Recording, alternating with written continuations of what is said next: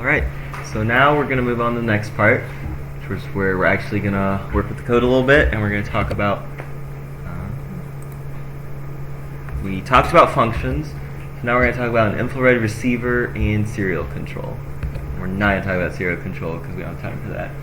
But, so we have an infrared receiver, you could call it an infrared sensor, but hopefully everyone knows what infrared light is. Light is on a spectrum from radio waves that are really long to gamma rays and X-rays that are really short frequencies. There's then the spectrum of visible light, and right outside of the function, or right outside of the spectrum of visible light, there's infrared light and ultraviolet light. So infrared light is a slightly wider why can't I think of the term? Not frequency. But yeah, frequency of light. So it is a useful way to transmit information because it's not visible. So when you set it up, it's not visible to the human eye. It's used a lot in like remote controls for your TV or for lots of other devices like that. And then when you send that pulse of light, you can encode information on that light besides just like an on or off signal. You could send a number or a string of numbers to another device, and then it would interpret that as it may. So in like this example, we have a remote that each button that you press is going to send a different number to the infrared receiver. We are not going to talk about parallel or serial communication right now, but to read this information, so the Arduino can detect the signal from the infrared receiver, convert that into a number, and then it could do lots of different things with that number. But right now, we just want to be able to see the number and make sure that the sensor is working properly. And the best way to do that, or whenever you're working with code and there's either a number, a variable, or something that you want to constantly be monitoring to make sure that it's working correctly, you can use the serial monitor in the Arduino code. So, I don't know if I have a good picture of it, but there's a little, when you're in the Arduino IDE, there's a little button that says serial monitor. You click on it, a little screen opens up, and it can display values. So how that works is the Arduino encodes the number that you want to send, passes it through the USB cable to your computer decodes it, and prints that out on the screen. And it uses serial communication, which we'll talk about in a later workshop, because lots of sensors also use serial communication to talk to the Arduino, and it's useful to know how that works. But we don't have time to talk about that today. It's just useful to know some of these functions for working with the serial monitor. Some of you may be familiar with some of these, but to start, you have to do serial begin in the setup, and this starts the serial monitor. You set a baud rate, which, if not to get into depth right now, just use 960 or 9600. That's a pretty good rate. Then in your code, in your main loop, you can do serial.print and then put a string in there, and it'll print it out on the screen. You can do serial.println, which means it'll print hello, and then it'll jump down to the next line. If you just do serial print, it's going to print it all on one line. It can get messy. So serial println is nice. You just have to remember it prints it and then jumps to the next line. What do you mean by jumps to the next line? So if you have the monitor, looks like this window, that's way more rectangle-ish than what I drew it, but it'll start printing on this line. So it'll do hello. So if you called serial print, it would do that. Hello. If you called serial print again, it would print it right after it with actually no space. And so if you kept doing serial print, it would just keep printing on the same line. If you do serial println, it would print hello and then jump to the next line. and so the next thing you print would be on the next line. So you kind of have to think ahead a little bit. If you're printing this hello, and you know the next time you print something, you want it to be on the next line, do serial print ln. Does that make sense? Yeah. Yeah. So you just, in the monitor there's different lines. You can also do serial print and then pass in a variable. In this example, an x. So if we pass if x equals 10 and it's an integer, we can still pass that in and it'll print an integer. And then serial available and serial read are if we're trying to read the Arduino is trying to read something that the user would input on the serial monitor, which we're not going to do that today, so you don't have to worry about that. Finally, really quickly, we're going to talk about Arduino libraries. So we talked about functions, and functions are great. Functions are very helpful. And a lot of times, the goal of functions is to take a complex task and break it down into simple tasks. They're reusable and can be utilized to complete even other things. And how this relates is a lot of times when we're going to work with a new sensor, or we're going to work on a new project that is, I don't know, parts of it are something that lots of people have tried to do before, or like in this example, we're going to work with a sensor that is very common. Lots of people work with this sensor. Most likely, somebody's done all the hard work of writing the specific code to interface with the device. So what we can do is, it would be nice if there's a way that we can take their code and call their functions that they've written already and utilize that in our code. It would simplify our code, save us time, especially if we don't know how it works exactly. That would be great. And we can do that with Arduino libraries. So Arduino libraries are CPP and H files that are separate from your sketch. But you can save them on your computer, and then in your sketch you can call things in those files. So for example, in this example, we're going to use the infrared sensor. Somebody wrote a function that helps you read data from the infrared sensor.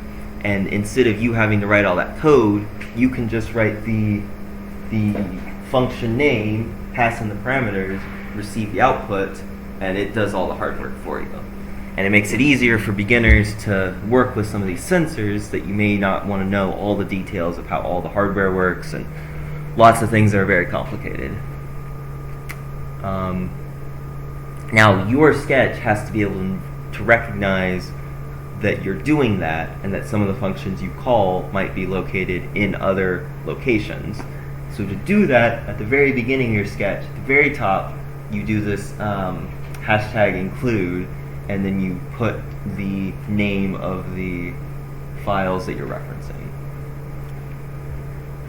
So in this example, if there's a capacitive sensor and somebody did a really good job and wrote a lot of code for it that we want to use in our own example, we're going to have that there. Put that at the top.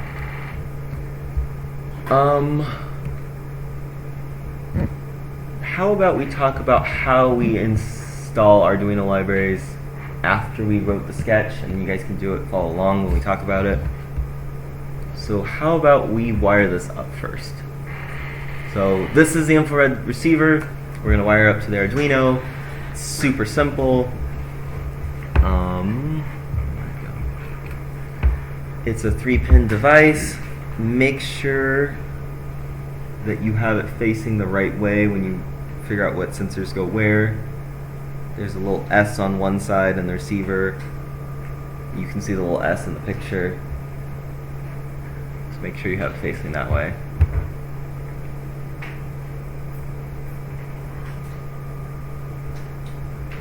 And with a lot of sensors, we're going to pass it the correct voltage.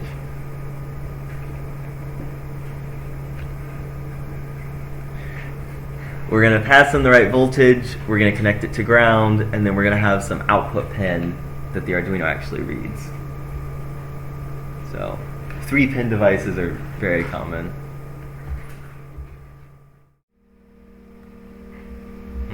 Okay, well, let's give this a shot and see how many computers it works on. Okay, so I will just show you from here. Wait, yours works? That's rude. I didn't save my code that I wrote to test on this. But it is on Tinkercad, and it works on Tinkercad. So maybe we could swap to that, but that's no fun. But to add a library, well, first you have to install a library, but we just go...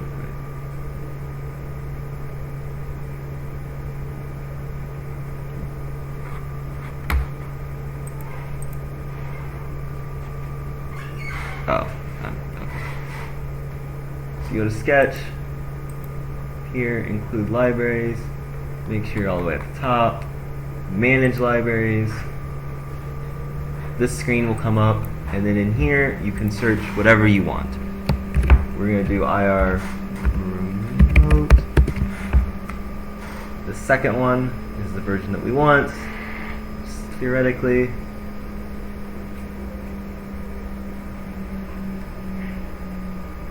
Install this one just for fun. So you just hit click install, then it says installed, and you're done. The other way to do this is if there's something that doesn't appear in this list, there's this add zip file button.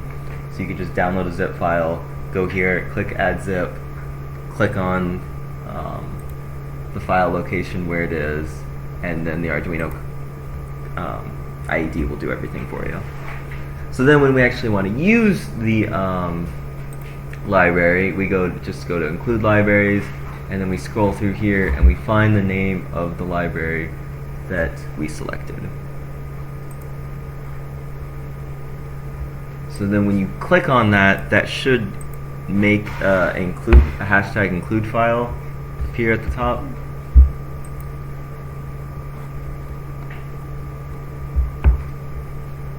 Does that work for people? Alright, so try to compile it. So for those of you who did it, you'll notice that there's a different code for each of the buttons you press.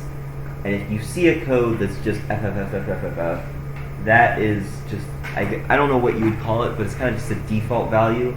So when you first press a button, it's going to decode it, it's going to send the message, and then it's just going to print that string of F's until you let go. So we don't want to care about that. We just want to make sure that we know the other 4 values.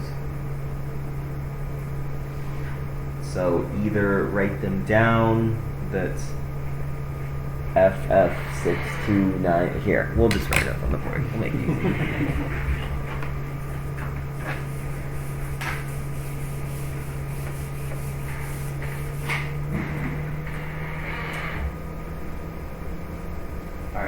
Evan, what'd you get for up?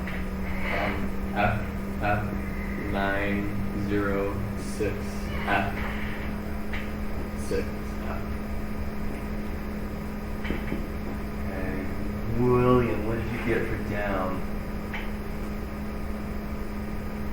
FF8857. 8857? Yeah. That's for volume down. Yeah, I guess I'm saying left and right and up and down without really clarifying. But if you just imagine that center I'm point. doing these ones up. Yeah, that's what I thought made the most sense. Laura, what did you get for left? 3FB1. Wait, start with a 3.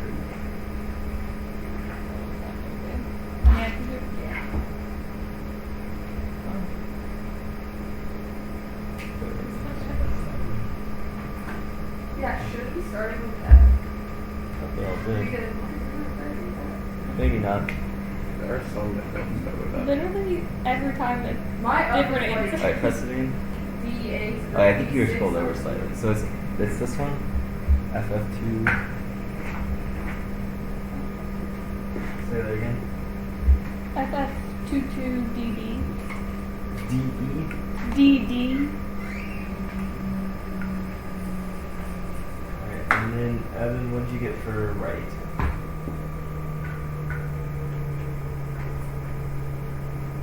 Gosh, stop pressing buttons. C23 D. 2, 3D. Yeah. Does that? Do these numbers make sense for everyone? What I do guess you- Will. what, yeah. Will press up. Press up? Yeah. You get FF906F. No. Nice. Yeah, the up's the only one that I got a different. Also, I think were you guys using this one, the top middle one? Yeah. I was using like the triangle that's pointing. Oh, okay. So Well, that's that's probably what it is. All right. What did you get, Will? For up. For volume up. Yeah. Or yeah. Yes. I should. FF629D. That's what I got. Okay. So the moral of the story is clarify what you mean by up, down, left, right. Don't just assume it makes sense. Okay, so this is the little, and like Evan said, this is a hexadecimal number. This varies between 0 and F. You actually use A, B, C, D, E, F as their own digits. It's a convenient way for writing binary numbers, which is why it's used. But we don't really need to worry about that right now. This is just the number that represents up. So when you press the button, if the IR remote knows that and the receiver, which in this case the Arduino, knows that, then you're able to transmit information wirelessly. So what we're going to do is we're going to do that with this remote to change an LED. You have, I thought you were going to ask something. Sorry. So very simple. Keep the receiver hooked up the way it was, but also hook up that RGB LED and use the two 20 ohm resistors. And then with infrared light or with infrared wireless communication, it's only line of sight communication. I think I even said that, but it only works if your two devices are within sight of each other. So if you're trying to communicate through a wall or around a corner, that doesn't work like it might with radio waves or other things. So the idea of why we're talking about this is in the future, if we build a little car and then you want to have a remote that where you press up, down, left, right, the car goes up, down, left, right. But that would only work as long as there's no obstacles between you and the car. What is going up and down supposed to do? If you press it a button. Alright, well let's talk about how the code is supposed to work. And then if anyone still has a couple little troubleshooting points, we can talk about it. But so primarily point of this is use a new sensor. It's pretty cool. But I also utilized functions a lot in here just to kind of show an example of how you could use functions. So at the very beginning, we do what we do at the beginning of most sketches. The first step is write the include file if we're including any libraries. So we're going to do the include irremote.h. Then we're going to set up our variables. Once again, we're using constant because these variables aren't going to change at all. The red LED is always going to be on pin 7. You're never going to need to change that. We also have this on LED, off LED 1, off LED 2. So the logic that I used for this circuit, which I came up with it very quickly, so it's probably not the best, but you're always going to have one LED on and two off. And so you're going to have a variable to store the on LED and then two variables to store each of the LEDs that are off. And this just stores a number. So as you can see at the very beginning, the red LED is pin 7 is going to be the on LED. Or we're just storing in value 7, which is the same as the pin. And then we do the same 3 lines of code that we did just for setting up the IR receiver. We set it equal to a pin, and then we initiate the receiver, and then we set this results value that reads in the value that we pass in. So why is it 765? Is it because of the digital inputs? No, right? Oh, the 765? Yeah. So the reason I set it like that Yes, first off, it is digital. Second off, I should have been thinking they should all be PWM. In this example, they're not. But I also set them all right next to each other because that's going to help in the code. So my logic of how you change is you're actually going to, like, the on LED is going to increase or decrease based on when you press left or right. So like if you pressed right, for example, on LED will go from 7 to 6, off LED will go from 6 to 5, off LED 2 will go from 5 to 4. You'll recognize that 4 isn't correct, and so you'll bump it back up to 7, and that's how you can cycle through. And that's what we're doing here. So I have these two functions, which are, well, I call them helper functions, and there's an increase pin and a decrease pin. So we're going to pass in a value, which is just an integer. We're going to increase it, and then if it's greater than 7, we're going to set it equal to 5. So if it's past 7, we're going to loop back around to the bottom, and then we're going to return that value. And then the same thing with the decrease pin. The reason I made these helper functions is you can see for the left and the right function that I actually have to call them 3 times. So I could write these 4 or 5 lines of code 3 times down at the left button and the right button, but it's simpler, it looks easier if I break them down to their own function, and then I could also use that anywhere in my code. So basically, if we press the left button or the right button, we follow the logic that I just talked about, how you cycle the LED, which one's on and the 2 that are off, and it's just a way to cycle back and forth. For the up button and the down button, these are their own functions that, so if you press up, we have this, we pass in this variable PWM, we increase it by 10, we just double check if it's greater than 255, that's the limit for PWM, so we're going to set equal to 255, and then we're going to return PWM. Now you'll notice the difference between the top function and the bottom, the top 2 functions and the bottom 2 functions are, the top 2 functions, they have a return type, they return a value, and they also take in a value, while the left and right buttons don't. And that's because the left and right buttons are using the, they're using the variables on LED, off LED, off LED, which are global variables. We declared them up here, so we can use them anywhere in our code. We don't have to pass them into these 2 functions. But, as we'll see in a minute, the up button and down button functions do not use global variables, so we actually have to pass the variable in, manipulate it, pass it back out. Same thing with the inside, with the increase and decrease functions. We pass a value in, manipulate it, pass the value out, because this pin integer is not a global variable. Then our setup, we do some things we've done before, set the serial monitor, set up the IR receiver the way it's supposed to be, declare all the LEDs as outputs. The very beginning, we're going to turn all the LEDs off, so that's just the initial state. Then in our loop, we're going to declare this PWM value, and this is the value that, this is the value that we're going to write to the pin that's on. So as you can see in the next line, we analog write the on LED to the PWM value. But this allows us, because it's a variable, later we can change that PWM value, and that will change, and it'll increase the brightness. So, do you guys remember what the static keyword does? Why it's a static int instead of just an int? It's static. It's declared only during the first loop.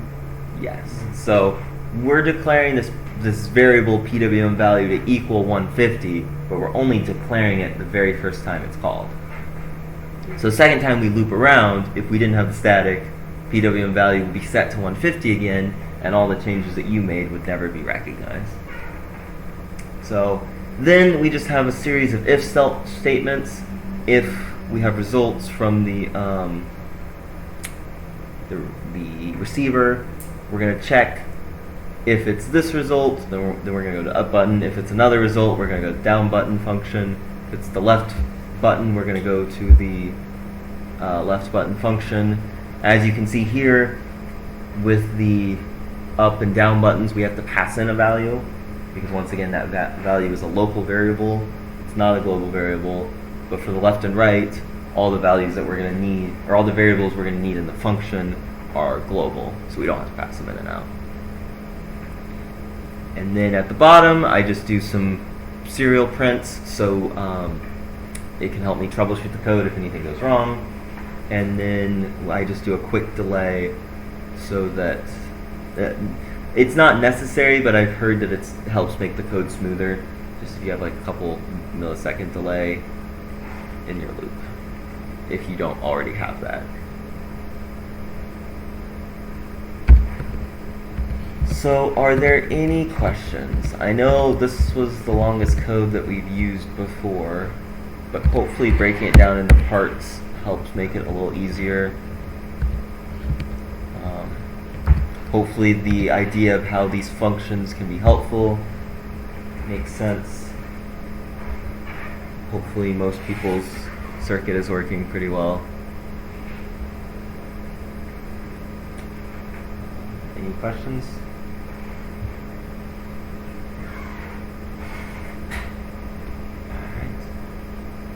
Well, whose wasn't working or wants to try to get theirs working?